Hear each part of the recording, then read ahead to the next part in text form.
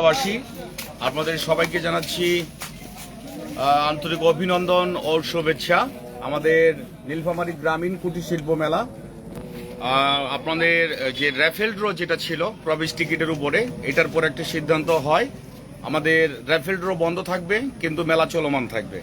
আমাদের আবারও নতুন করে ফেয়ার মেলা, দোকানপাট, বাচ্চাদের বিনোদন এবং কি সার্কাস এগুলো আবারও শুরু হলো, কিন্তু আমাদের র্যাফেল ড্র বন্ধ থাকবে।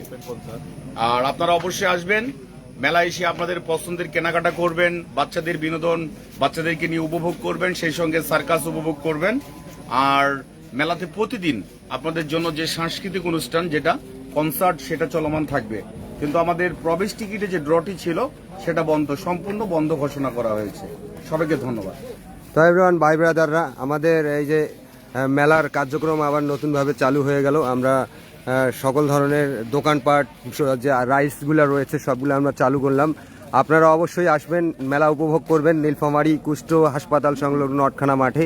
আমাদের সকল ধরনের বাধা বিধি কাটিয়ে আমরা আবারও নতুন করে এই যে মেলাটা আবারও নতুন করে আগামীকাল থেকে বা এখন থেকে চলছে। আমরা দেখতে পাচ্ছেন আমাদের 2 দিন ধরে লাইট অফ ছিল, লাইট অন করা হয়েছে এবং যেহেতু একটু বৃষ্টি থাকার কারণে আমরা সব রাইসগুলি চালু করতে পারতেছি না। তবে আগামীকাল থেকে নিয়মিত চলবে, সার্কাস চলবে, ওপেন কনসার্ট চলবে, সব ধরনের রাইসগুলি চলবে। আপনারা সকলে আসবেন, আনন্দ উপভোগ করবেন এই নীলফামারী কুটির শিল্প মেলায়। আসবেন আপনারা, সকলকে আসার আহ্বান জানাচ্ছি। আগামীকাল থেকে মেলাও চলবে, কনসার্ট চলবে, প্লাস সকল ধরনের যে বাচ্চাদের রাইসগুলি রয়েছে এগুলি চলবে।